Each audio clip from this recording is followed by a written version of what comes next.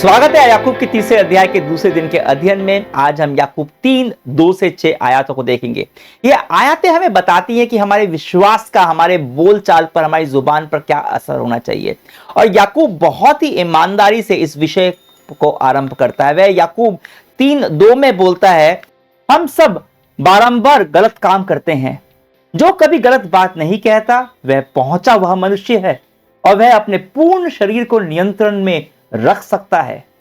पर सच्चाई तो यह है कि हम में से कोई भी पहुंचा हुआ मनुष्य है ही नहीं। हम हर कोई बहुत सारी बातों को लेकर खुद से जूझते रहते हैं और यही याकूब भी कह रहा है। हम सब बारंबार गलत करते रहते हैं और यहां पे सब हम एक मत हैं। हम सब के सब एक ही कश्ती पर सवार हैं। हम सही बात बोलने को लेकर बहुत संघर्ष करते हैं। एक मजेदार सा किस्सा मैंने सुना था। एक व्यक्ति का जो स्मृति पटल, जो पत्थर होता है कब्र के ऊपर, देखा होगा आपने, जिसके ऊपर उसका नाम लिखा होता है, वो कब उसका पैदा हुआ, कब उसकी मृत्यु हुई, सब लिखा होता है, उसके बारे में कुछ लिखा होता है। तो ऐसे ही एक लेख के, स्मृति लेख के ऊपर उस इंसान का नाम लिखा हुआ था कि 24 मई 1980 को अंततः अपनी जुबान पर इस व्यक्ति ने काबू पा लिया। हाँ, पता नहीं आपको यह मजेदार लगे कि ना लगे, सच्चाई तो यह है कि शायद से जब मैं प्रभु के पास जाऊंगा तभी मैं अपनी जुबान के ऊपर पूरी तरह से काबू कर पाऊंगा। जब देखो ये जुबान फिसल जाती है और मैं कुछ ऐसा कह जाता हूं जो मुझे नहीं कहना चाहिए। आप शायद किसी ऐसे इंसान को जानते हो या खुद आप भी ऐसे व्यक्ति हो। अब मृत्यु से कोई बेहतर तरीका तो होना चाहिए अपनी जुबान को नियंत्रण में लाने का। याकूब जो सवाल यहां उठा रहा है कि कैसे मैं अपने विश्वास को अपने हृदय से निकालकर अपनी जीभ के ऊपर लेकर आऊं।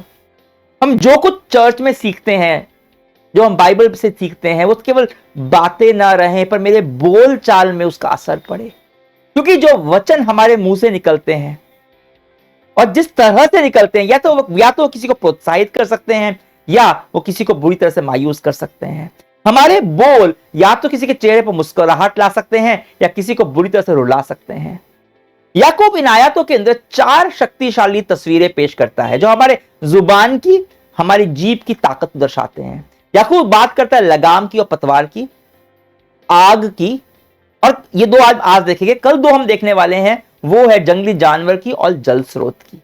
यह तस्वीरें हमें बताती है कि कैसे हमारी जुबान, हमारी जीभ हमारे जीवन पर प्रभाव डालती है।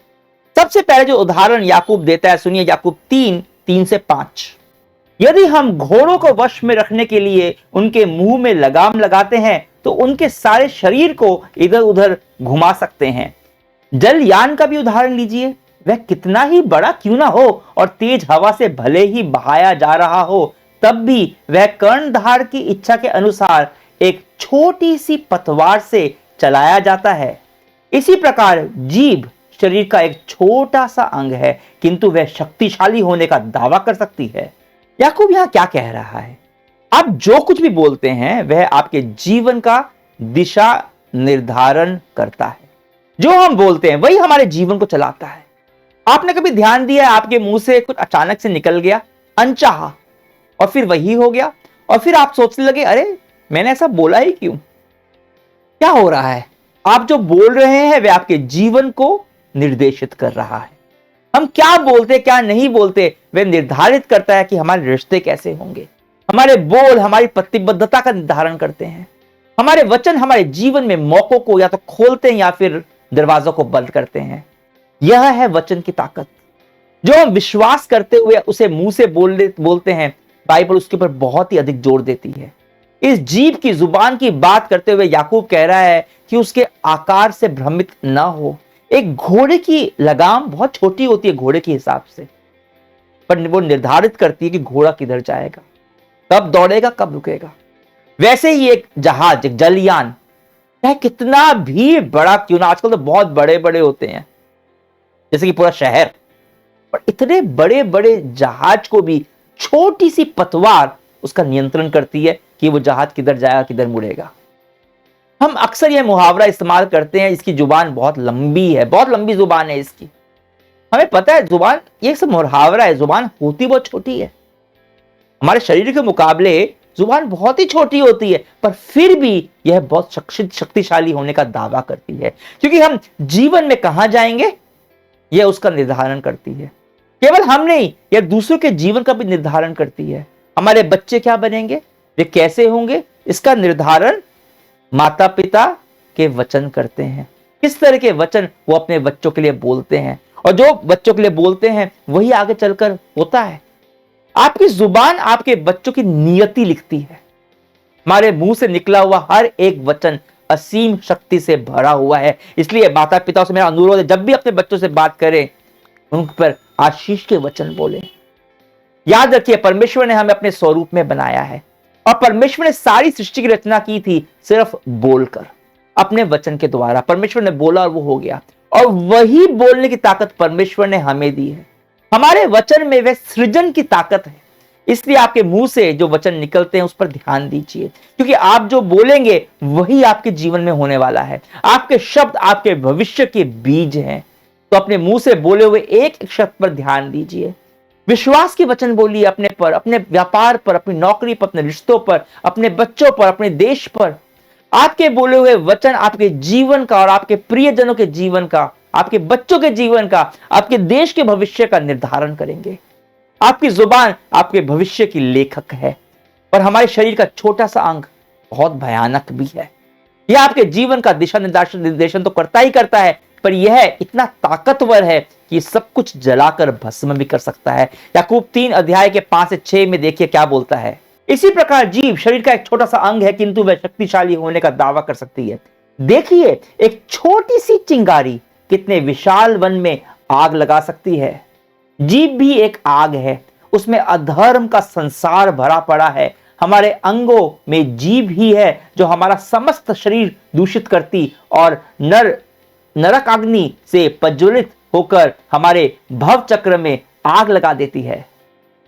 सुना क्या लिखा है?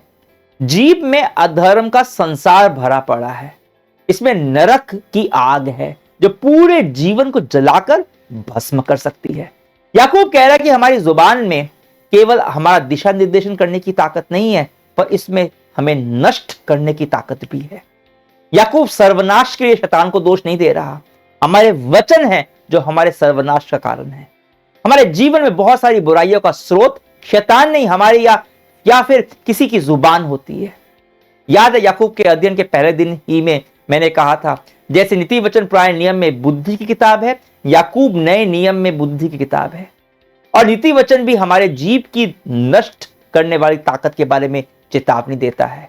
पर हां, वह हमें यह भी बताती है कि हम इसी जीव के द्वारा, अपने वचनों के द्वारा प्रोत्साहन देकर एक दूसरे का निर्माण भी कर सकते हैं। सच्चाई यह है कि दोनों चीजें एक साथ होती हैं। परमाणु ऊर्जा, न्यूक्लियर पावर मान लीजिए, वह इतनी शक्तिशाली होती है कि वह वर्षों तक आपको सस्ती बिजली उपलब्ध करा सकती है, पर अगर अनियंत्रित हो जाए तो तबाही ला सकती है। किसी भी शक्तिशाली चीज के साथ यही होता है, जब तक वो नियंत्रण में है वह एक आशीर्वाद है, अनियंत्रित हो गई तो अभिशाप बन जाती है। हमारी जुबान के साथ भी ऐसा ही है। पर यहां याकूब इतनी कड़ाई से क्यों जीव की विध्वंसकारी शक्ति के बारे में बता रहा है? क्योंकि पवित्र आत्मा की प्रेरणा से वह परमेश्वर के वचन को लिख रहा है, और परमेश्वर हमें जानता है। हमारी जुबान एक ऐसा अंग है जिस पर हमारे विचारों का भी हमेशा नियंत्रण नहीं होता। अभी अब आपने किसी को सुधारने के लिए कुछ बोला या डांटा, पर आपके मुंह से इस तरह से वो चीज निकल गई जब खुद लगा कि अरे ऐसा तो मैं बोलना चाह ही नहीं रहा था। आप शायद दोष लगाना नहीं चाह रहे थे, पर आपके कहने का लहजा ऐसा था जैसे लगा कि आप दोष लगा रहे हो। इसका मतलब क्या है? कि मेरे वचन मेरे विचारों से अधिक घातक हो सकते हैं। याकूब कहता है कि हमारी जीभ में अधर्म का संसार भरा हुआ है। याकूब का तात्पर्य क्या है? इसका मतलब है जितना पूरे संसार में बुराई है वह मेरे वचनों में भर सकती है। यह है वचन की शक्ति। किसी की कही हुई बात याद आ रही है, अंग्रेजी में मैंने पढ़ा था। Sticks and stones can break my bones, but words can never hurt me. लाठी और पत्थर मेरी हड्डी तोड़ सकते हैं, पर शब्द मुझे चोट नहीं पहुंचा सकते। कोड़ी बकवास, इसमें बिल्कुल भी सच्चाई नहीं है। शब्दों में, वचनों में नष्ट करने वाली अद्वितीय असीम शक्ति होती है। शब्द ईंट की तरह होते हैं।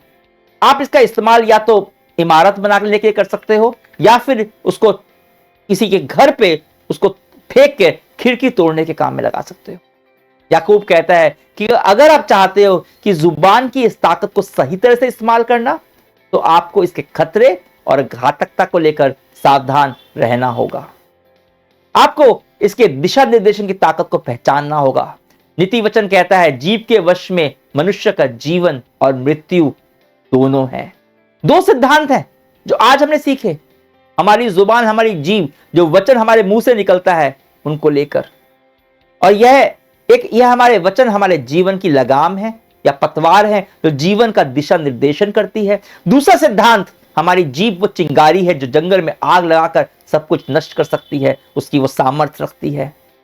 एक छोटा सा शब्द आपके उस रिश्ते को पल भर में नष्ट कर सकता है जिसको बनाने में आपने सालों तक मेहनत की। तो मैं क्या करूं? इसका मतलब है कि मुझे अपने जुबान का नियंत्रण पवित्र आत्मा को देना होगा। आपका नहीं पता, पर मुझे यह अभी करने की जरूरत है। अभी यीशु मसीह से बात करते हैं, उससे साथ मिलकर कहते हैं, जब मैं जान गया हूं कि मेरे कहे हुए वचन इतने ताकतवर हैं, यीशु मैं चाहता हूं कि पवित्र आत्मा मेरी इस जीव का नियंत्रण करे। मैं खुद पर भरोसा न कर तेरे पर भरोसा करना चाहता हूं। मैं जो बोलता हूं वे विश्वास के वचन हो, वे दूसरों को और वो मेरा निर्माण करे। मैं उन क्षणों के लिए माफी मांगता हूं जब मैंने अपनी इस जीभ का इस्तेमाल दूसरों को तोड़ने के लिए किया। धन्यवाद इस बात को बताने के लिए कि इतनी असीम शक्ति हमारे पास है। इस शक्ति का सही इस्तेमाल करना हमें सिखा कि हम लोगों का निर्माण कर सके, तोड़े नहीं। और गलती से भी अगर ऐसा कुछ बोल दिया जो हमें नहीं बोलना चाहिए, तो हमें बुद्धि दे कि हम उस गलती को जल्दी से पहचान कर हम माफी मांग सकें और वैसा बोल पाएं जिससे उन लोगों का निर्माण हो, लोग आगे बढ़ें, उनके जीवन में शांति आए। यीशु तेरे नाम से प्रार्थना करता हूं, आमीन। कल फिर मिलते हैं, हम अपने हमारे वचन की ताकत को लेकर इस उपदेश को जारी रखेंगे। परमेश्वर की महिमा हो।